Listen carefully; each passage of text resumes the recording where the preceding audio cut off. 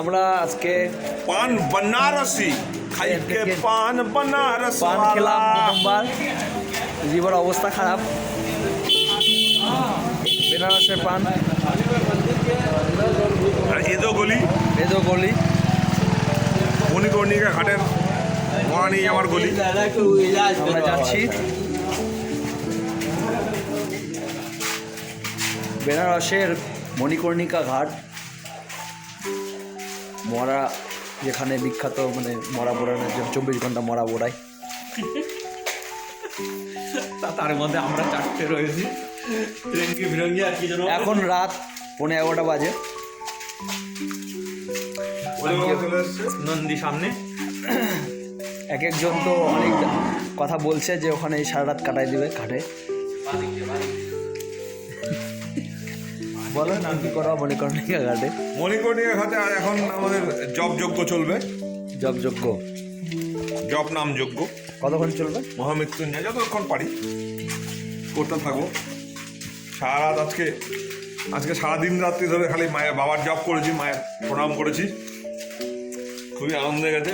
মা বাবা এত খাইয়েছে আমাদের, আর চলতে পারছি না, খেয়ে খেয়ে মোটা হয়েছি। কত রকম কিছুই না খেলাম আজকে। পান দিয়ে শেষ হলো, তারপরে রেবড়িটা খাওয়া হয়নি। রেবড়িটা রেবড়ি কালকে চলবে, কালকে নাকি হবে রেবড়ি। রেবড়ি যোগ্য কাউকে হবে।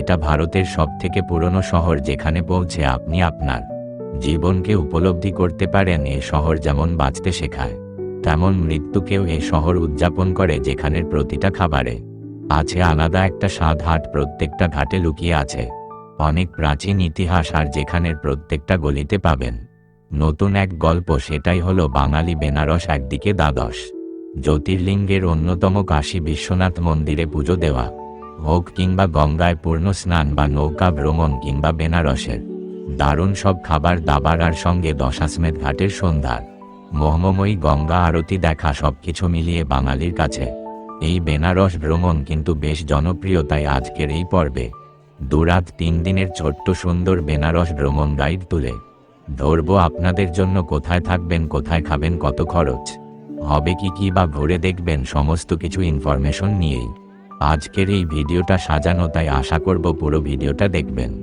এবং আপনার আগামী বেনারস ভ্রমণে এই ভিডিও আপনাকে অনেক সাহায্য করবে। তাহলে চলুন শুরু করা যাক। একেবারে প্রথম থেকে হাওড়া থেকে সরাসরি বেনারস পৌঁছানোর জন্য সারাদিন রয়েছে নানান ট্রেন, তবে সব থেকে ভালো হলো রাত সকাল 8টার বিভূতি এক্সপ্রেস, যা পরের দিন সকাল 9:40 পৌঁছে দেবে আপনাকে বেনারস। তাছাড়া রয়েছে হাওড়া অমৃতসর মেলদুন এক্সপ্রেস, হিমগিরি এক্সপ্রেস, উপাসনা এক্সপ্রেসের মতন নানান ট্রেন। এই সমস্ত ট্রেনে মোটামুটি 12 থেকে 13 ঘন্টার মধ্যেই আপনি পৌঁছে যাবেন বেনারসে। আর ভাড়া পড়বে 3 এসিতে 1000 থেকে 1200 টাকার মতন, এবং স্লিপারে 400 থেকে 500 টাকার মতন। এছাড়া বিমানপথেও কিন্তু আপনি 5 থেকে 6000 টাকা খরচ করলেই পৌঁছে যেতে পারেন খুব কম সময় বেনারসে। তবে আমরা যে ট্রেনে গিয়েছিলাম সেটা কিন্তু পৌঁছেছিল একেবারে কাঠ ভরে। আমরা এখন জাস্ট বারাসি, যে বেনারস রেলওয়ে স্টেশন, তার বাইরে এলাম। দাদা ইহাসে 10 ঘাট কা অটোজি কিটনা পড়তা হে 120 আর 80 ঘাট আগার ইহাসে যায় তো 200। আমরা প্রথমে এখান থেকে ভাবছি, যেহেতু আমাদের কাছে সময় রয়েছে এবং আমাদের যে হোটেল বুক রয়েছে দশমের ঘাটের সামনে, সেটা চেকিং হচ্ছে 11টায়, তো তার আগে অনেকখানি সময় রয়েছে। তাই ঠিক করলাম আমরা দুজনে পৌঁছে যাই এখন ওসি ঘাটে। প্রতিদিন ভোর 5:30 থেকে হয় এখানে গঙ্গা আরতি। দশাশ্রমের ঘাটে সন্ধ্যা আরতি তো অবশ্যই দেখবেন, তবে বেনারস এলে কিন্তু এই প্রভাতিথি আরতি দেখতে কখনোই মিস করবেন না। আর গঙ্গার আরতি শেষে হয় এখানে প্রভাত সঙ্গীত, যোগব্যায়াম, আরও নানান কিছু। এতক্ষণে সকালটা যেন একটা দারুণ সুন্দরভাবে শুরু হলো। সুপ্রভাত। বারাণসীর প্রথম সুন্দর সকালে আপনাদের সকলকে স্বাগত জানাচ্ছি। আসছি ঘাট থেকে তর্পণ। কেমন লাগছে প্রথম দর্শন বারাণসীর? প্রথম ঘাটের খুবই আলাদা অনুভূতি। এটা এরকম ঘাট আমি আগে কোনোদিন দেখিনি, এরকম সকাল আগে কোনোদিন পাইনি। উষ্টের প্রভাতী আরতি দেখে একটা অটো ভাড়া করে সোজা চলে আসুন গোদলিয়া চক। এই গোদলিয়া চকের খুব কাছেই দশাশ্বমেধ ঘাট, এবং এখানেই রয়েছে বিভিন্ন দামের, বিভিন্ন মানের প্রচুর থাকার অপশন।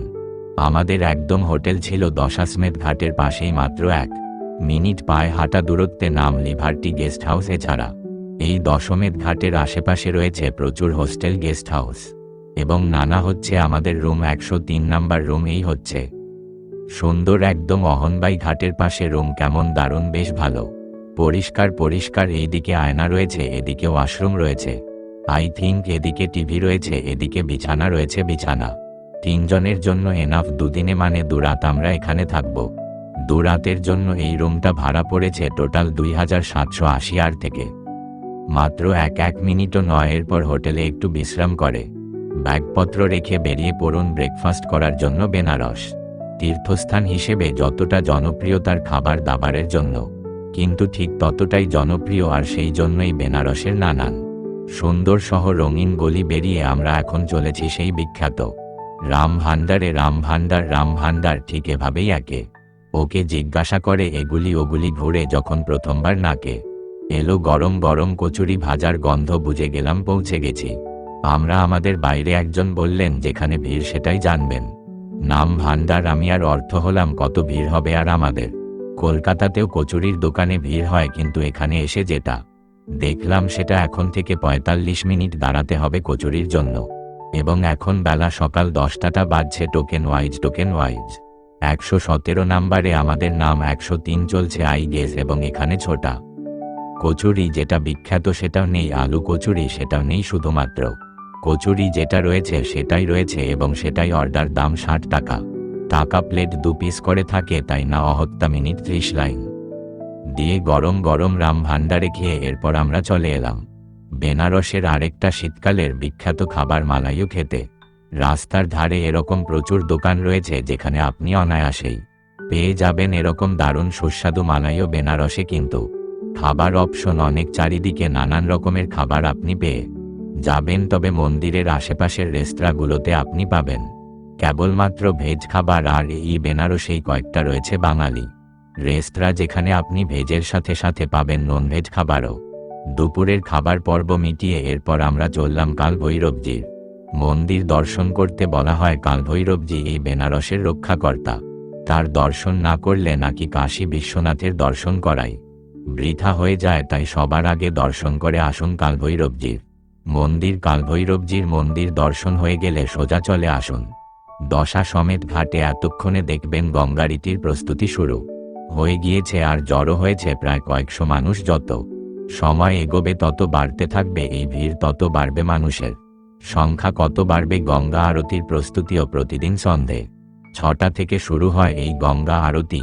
মিউজিক গঙ্গার্থে শেষ হওয়ার পর প্রথম দিন সন্ধ্যায় এরপর চলে আসুন কাশী বিশ্বনাথের দর্শন করতে। এই হচ্ছে নবনির্মিত কাশী করিডোর, অসাধারণ। আগেরবার যখন আমি এসছিলাম এসে তখন সকালবেলার দৃশ্য দেখেছিলাম, আপনাদের এই পথ দিয়ে গিয়েছিলাম ঠিক গঙ্গার পাশ দিয়ে, মানে মণিকর্ণিকা ঘাটের একদম পাশেই রয়েছে কিন্তু কাশী রোড। তবে এখন রাতের বেলা কিন্তু আরো বেশি সুন্দর, চারিদিকটা অসম্ভব সুন্দর করেছে। কেমন লাগছে মানে সিরিয়াসলি, আর মানে একটা বাইরে থেকে যখন গেস্ট আসবে তার কাছে কিন্তু একটা দারুণ ইমপ্রেশন পড়বে, একটা অসম্ভব মিউজিক। সুন্দর বিশ্বনাথ মন্দিরে প্রবেশ করা রয়েছে 4টি দ্বার, তবে সবথেকে সুন্দর এবং সবথেকে সুবিধাজনক দ্বার হলো এই গঙ্গাধার যা রয়েছে মণিকর্ণিকা ঘাটের একেবারে পাশে। তবে একটু ভিড় এড়িয়ে ফাঁকায় দর্শন করতে চাইলে বলবো একেবারে ভোরবেলা 4:30 কিংবা 5টার সময় চলে আসুন মন্দিরে, তখন মন্দির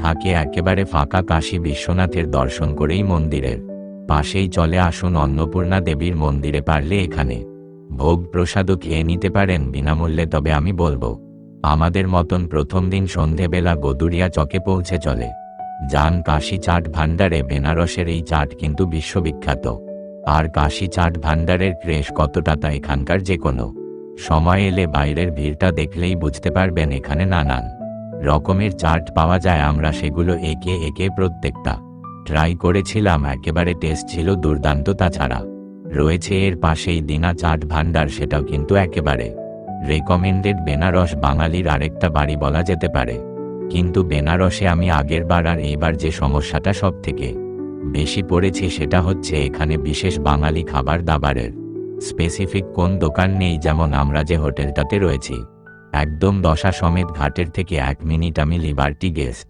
হাউস আমি এখানে নাম্বারটা দিয়ে রাখলাম লিবার্টি গেস্ট হাউসের, এবং নিচের ডেসক্রিপশনে আমি ম্যাপের লোকেশনটাও দিয়ে রাখলাম শ্রীকান্ত দা। এসে দুবারে বলছে বাঙালি যদি খাওয়া খেতে চান আমাকে কিন্তু বলবেন, অবশ্যই আমার মেনু কার্ড রয়েছে, মানে ঠিক আমাদের যেটা ডাল আলু পোস্ত সব রয়েছে। আমি তোমাদের দেখাই, এখানে দেখো কি কি মেনু রয়েছে। দেখো পেন রাইস 80 টাকা, দামগুলো বেশ রিজনেবল, মানে এই যে এই জায়গায় তুলেন আলু পোস্ত, আলু ভাজা, আলুর দম এবং মাছ ডিম মাংস কি পাওয়া যেতে পারে? হ্যাঁ দাদা, এটা আমরা যেটা আমাদের নিজেদের, মানে এটা হ্যাঁ ওটা আমরা দিয়ে দিই, ওটা কাস্টমার চাইলে। যেমনই আপনি আজকে দাদা বললেন ডিম খাবেন, হ্যাঁ ডিম কারি কি দাম? ডিম কারি দাদা 120 টাকা কোন, মানে 2 পিস থাকছে, একদম প্লেট একদম ভরে থাকছে। আর খাবার খাবেন তখন দাদা এটা কোয়ালিটি বলবেন কিরকম সেটা। আর যদি আমরা ধরো চিকেন নেই, চিকেনও দাদা পেয়ে যাবেন 230 টাকা প্লেট। 4 পিস থাকবে, বড় বড় পিস থাকবে। বেশ সেদিন ডিনারে ছিল গরম গরম আলু পোস্ত, ডাল ভাত আর ডিম কারি, সেই দিয়ে জমজমাট করে ডিনার সেরে ঘুমিয়ে পড়ুন, আর এভাবেই শেষ করুন প্রথম দিনটা। পরের দিন খুব সকাল সকাল উঠে বেনারসের সুন্দর সব গলি পার করে চলে আসুন দশাশ্বমেধ ঘাটে। বেনারস ভ্রমণের সব থেকে বড় আকর্ষণ যেটা আমার কাছে, সেটা হলো এই 84 খানা ঘাট। পায়ে হেঁটে দেখা, যখন ঘাট ধরে আপনি পায়ে হেঁটে ঘুরবেন, দেখতে পাবেন একটা যেন গোটা ভারতের ক্ষুদ্র সংস্করণ এই বেনারস। প্রত্যেকটা ঘাটের রং আলাদা, মানুষজনের সাংস্কৃতিক ভাব আলাদা, প্রত্যেকটা ঘাট অন্য ঘাট থেকে যেন একেবারে আলাদা।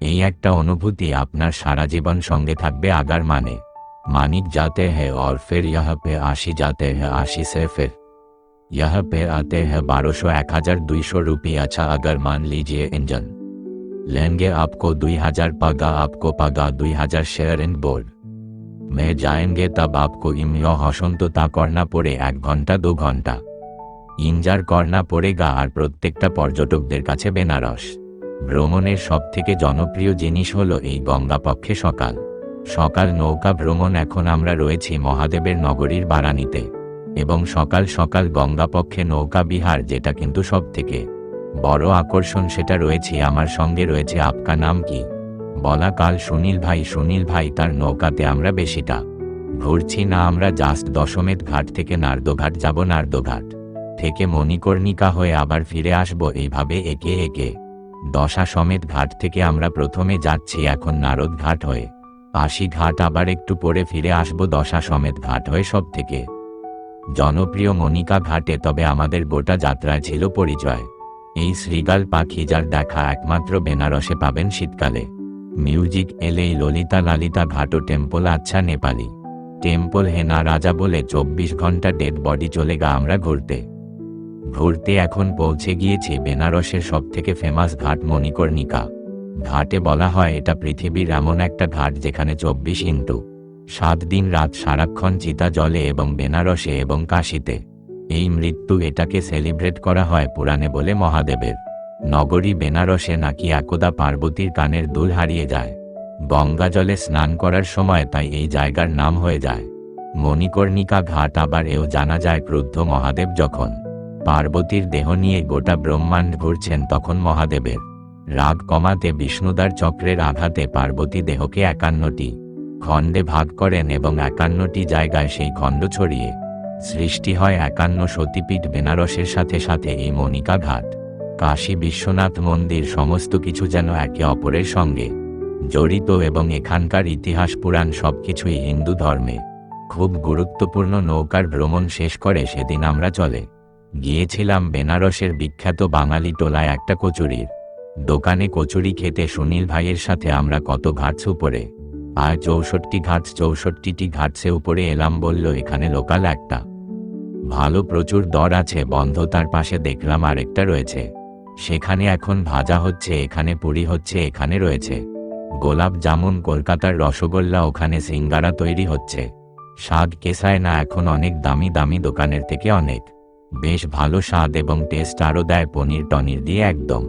কিন্তু ঝাঁকা আছে। এ দোকান কা নাম क्या है? कुछ नाम है क्या है? सीता। अच्छा, सीताराम स्वीट्स। ये 64 घाट में ऊपर সে আতা হে না বাঙালি টোলা। এই বেনারসে একটা বাঙালি পাড়ার মতো রয়েছিল, মানে যেখানে প্রচুর মানে এক সময় প্রচুর বাঙালি ছিল, এখন অতটা নেই। যদিও বাঙালি টোলা সেখানেই সেই এলাকাতেই সীতারাম সুইটস ট্রাই করতে পারেন, কিন্তু এই ভিড় থেকে এড়িয়ে ফাঁকা একটা দোকানে দারুণ সুন্দর একটা লোকাল ছাদের সাথে, কিন্তু এখানকার যে পুরি বেশ ভালো। বলুন আপনার নাম কি এটা আগে বলুন। রামচন্দ্র দাস। আচ্ছা, আপনি এখানে কতদিন ধরে আছেন? এখানে আমি এখানে আমার চৌথি পীর হচ্ছে। আচ্ছা, আমার দাদুর বাবা ছিলেন শ্যামা লেডিস শিষ্য। আচ্ছা, ওনার নাম ছিল গোয়ালা জয়পাল ভগত। আচ্ছা, আগে কি রয়েছে? একটু আগে যাবেন তো একটা বাঙালি পরিবারের ঘরের মধ্যে মা দুর্গার প্রতিমা আছে। আচ্ছা, তিনি 250 বছর আগে বসিয়েছিলেন। প্রতিমাকে বিসর্জনের সময় উঠাতে কোন রকমে হিরনা প্রতিমা। আচ্ছা, তারপরে রাত্রিরে ওকে স্বপ্ন দিলেন যে আমি এখানে থাকতে চাই, হুম আমাকে ছোলা আর গুড় দিয়ে ভোগ করবে, সেটা আমি প্রসন্ন আছি, আমাকে সরাবে না। আচ্ছা, তখন থেকে আসতে অবধি ওখানে আর রয়েছি মা দুর্গা প্রতিমা বা ওই জায়গাটা বাঙালি টোলাতে। হ্যাঁ, পুরো বাঙালি টোলা ছিল, এখন তো বাঙালি পরিমাণ কমে গেছে অনেক, নাকি বিক্রি করে কলকাতা চলে গেছে। দ্বিতীয় দিনে ব্রেকফাস্টের পর্ব মিটিয়ে হোটেলে একটু রেস্ট নিয়ে চলে আসো গদলিয়া চকে, আর ভাড়া করে নিন সারাদিনের জন্য একটা অটো নেবে মোটামুটি 1300 থেকে 1500 টাকার মতন। আর তাই নিয়ে সোজা চলে আসুন প্রথমে কাশী হিন্দু বিশ্ববিদ্যালয়, সেখানে রয়েছে নবনির্মিত বিশ্বনাথ মন্দির, আর এরপর চলে আসুন বেনারসের বিখ্যাত পান খেতে কেশব তাম্বুল ভান্ডারে। এখান থেকেই নাকি বেনারস এলে মাননীয় প্রধানমন্ত্রী নরেন্দ্র মোদি পান খান। ভাবতে পারছেন অতটা বিখ্যাত এই জায়গা, সেখানে বেনারসের বিখ্যাত পান টেস্ট করে এরপর সেই অটনি চলে যান রামগড় ফোর্ট দেখতে। রামগড় ফোর্ট বেনারস শহর থেকে বেশ খানিকটা দূরে, যেতে বেশ খানিকটা সময় লাগবে ভালো করে। রামগড় ফোর্ট দেখে নিন, তার সামনেই শিবপ্রসাদের লজ ট্রাই করতে। এরপর সেখান থেকে অটো আপনাদের নিয়ে যাবে সাঁচি সারনাথ। ঘোড়াতে সাঁচি এবং সারনাথ দুটোই কিন্তু ঐতিহাসিকভাবে ভীষণ বিখ্যাত, তাই এগুলো ঘুরে নিন বেনারস ভ্রমণের দ্বিতীয় দিনের দুপুরে। আর তারপর বিকাল ফেরত চলে আসুন আবার দশা সমেত ঘাটে। আর শেষ দিনে সন্ধেবেলা আরতি কখনোই মিস করবেন না, আরও একবার সাক্ষী থাকুন সেই অপরূপ গঙ্গা আরতির। পরদিন ট্রেন নিয়ে চলে আসুন বাড়ি, আর এইভাবেই শেষ হবে আপনার 2-3 দিনের ছোট্ট সুন্দর বেনারস ভ্রমণ। বেনারস ভ্রমণের আদর্শ সময় কিন্তু শীতকাল, কারণ শীতকালে দারুণ সুন্দর এখানে আবহাওয়া থাকে, সঙ্গে থাকে শ্রীকাল পাখি, বিশেষত মালাইয়ের মতন দারুণ সুন্দর সব খাবার দাবার কিন্তু শীতকালেই পাবেন। বেনারসে খুব সস্তায় ঘোরা যায়। বেনারস বিভিন্ন বাজেটের হোটেল রয়েছে, আশ্রম রয়েছে, গেস্ট হাউস লজ রয়েছে, বিভিন্ন বাজেটে আপনি ঘুরে ফেলতে পারেন এই বেনারস। যথাসাধ্য চেষ্টা করলাম আপনার আগামী দিনে 2-3 দিনে বেনারস ভ্রমণ গাইড তুলে ধরার। এরপরও যদি কোন প্রশ্ন থেকে থাকে আমাকে অবশ্যই কমেন্ট সেকশনে জানান। আর যদি ভিডিওটা ভালো লেগে থাকে তাহলে অবশ্যই একটা লাইক করুন এবং চ্যানেলে নতুন হলে সাবস্ক্রাইব করুন। আশা করছি ভালো লেগেছে ভিডিওটা, তাহলে চলুন